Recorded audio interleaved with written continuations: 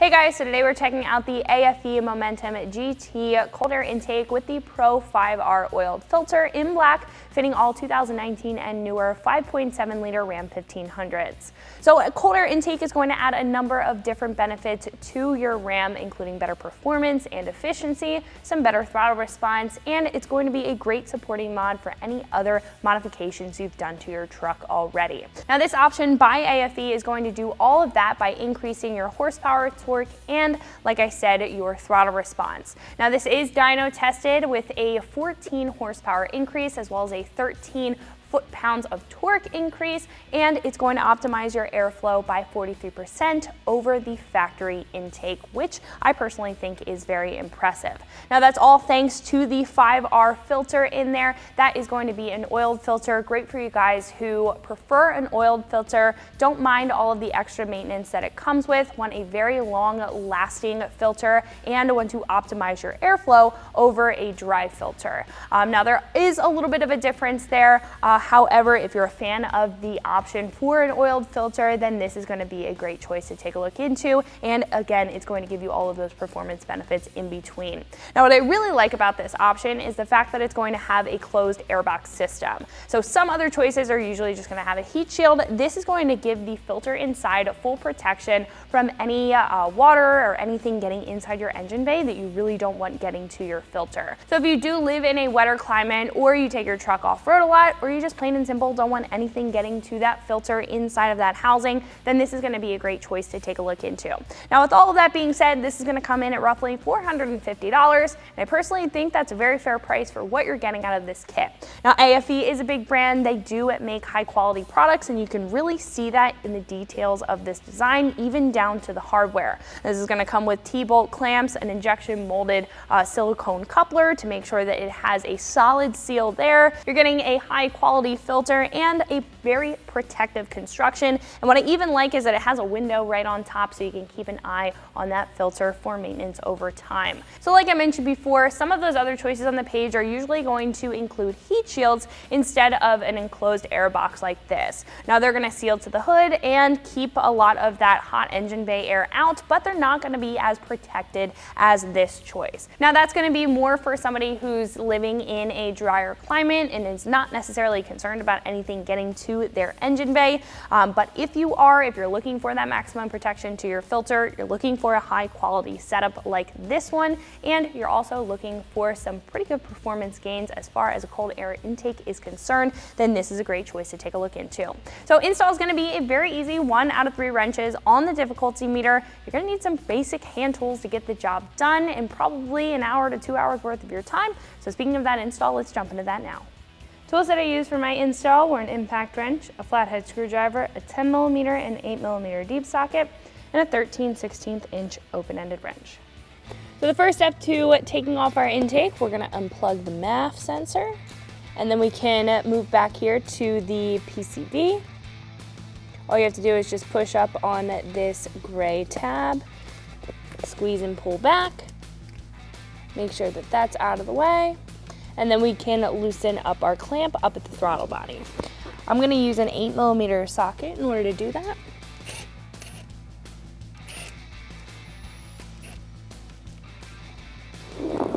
What we can do at this point is wiggle that off of the throttle body, and then we'll be able to remove the actual air box from the grommets. So as you can see on the side, this is going to be held in by grommets. All we have to really do is just wiggle and pull up.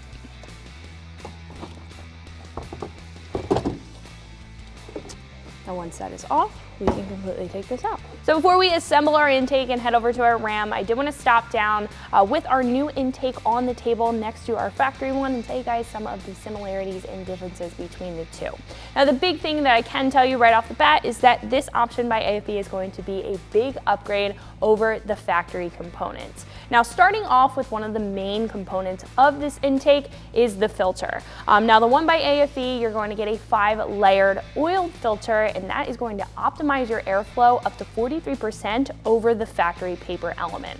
Now, the factory paper element is going to be great for stock applications. However, if you're looking to maximize your efficiency and your performance, an oiled filter, especially this one by AFE, is the way to go. Now, this oiled filter will require a little bit more maintenance than a papered filter, but it is going to last the lifetime of your truck. So really all you have to do is rewash it and re-oil it, and it will hold up and have the best filtration in comparison to a paper filter like this. Now, this is going to have to be replaced over so many miles, and it's not going to give you the best performance. Now, moving over to the housing or the airbox itself, this is where you're going to see the most similarity between the two intakes. Now, of course, on our factory airbox, we are going to have a completely closed system for that drop-in filter, but that's really going to be the same thing when we're moving over to this AFE option. Now, that's going to provide a lot of protection to the filter itself from any water or anything getting inside your engine bay. The filter will be able to hold its own for the most part. However, having that extra protection around the filter is going to be very beneficial overall.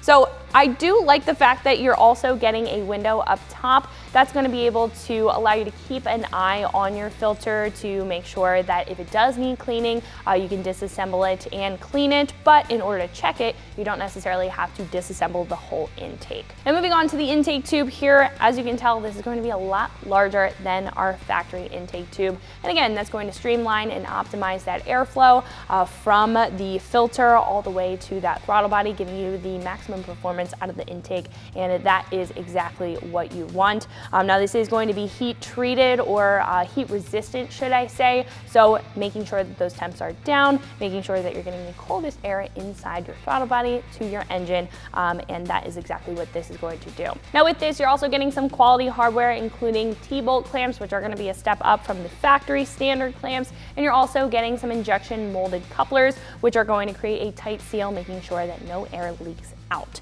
So with that being said, let's go ahead and assemble our new intake so we can get it installed on our Ram. So we do have to transfer over a couple of things from our stock intake. We do need to take off the 4 grommets that are going to hold it in place, and we also do have to swap over our MAP sensor. So I'm going to start with the grommets. I'm going to use a flathead screwdriver and just carefully push them out. If you are using a flathead, just be careful that you're not ripping the rubber.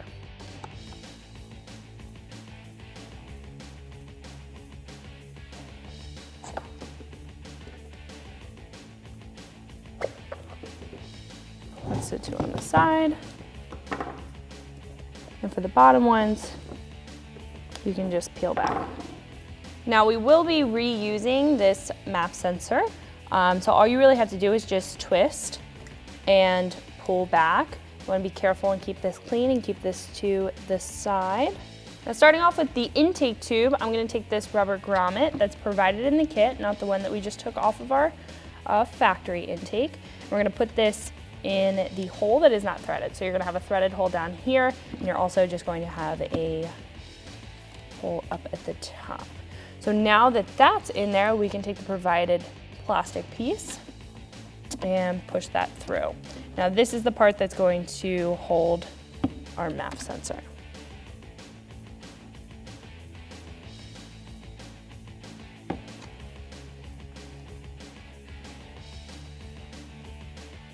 Then you can take our MAP sensor, drop that down on in, making sure that O-ring is flush. All right, push that down on in, make sure that tab is set. Then we can take our new fitting for our PCV hose, thread that in.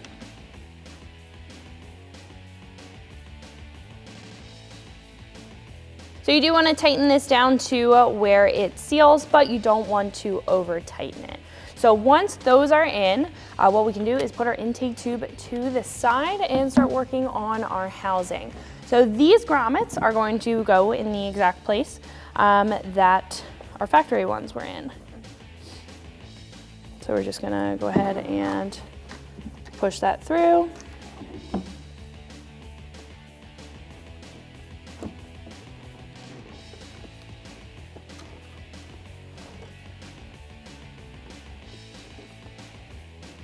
And then 2 on the bottom.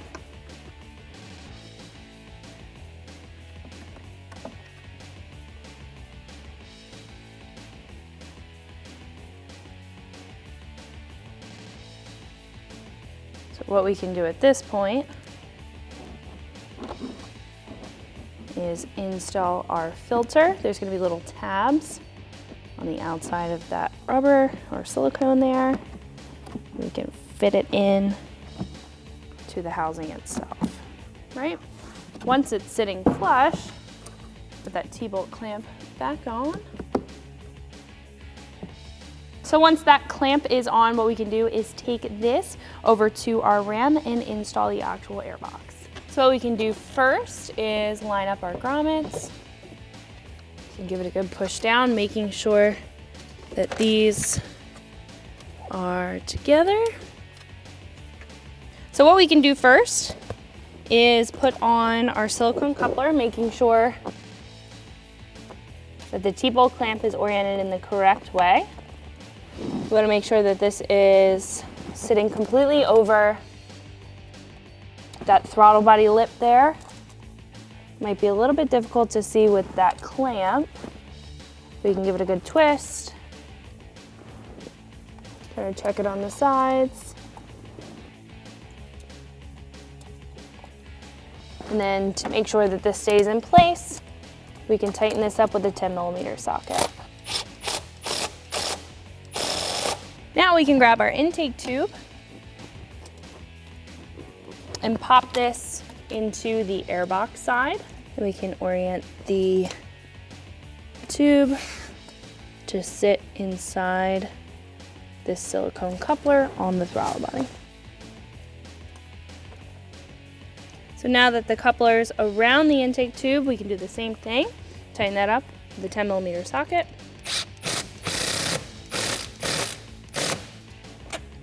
We can tighten up the clamp on this side using the same 10mm socket.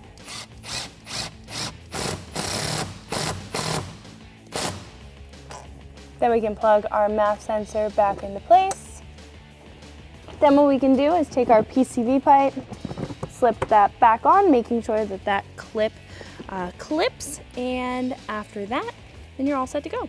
So that's going to wrap it up for my review and install. Make sure you like and subscribe, and for more videos and products like this, always keep it right here at AmericanTrucks.com.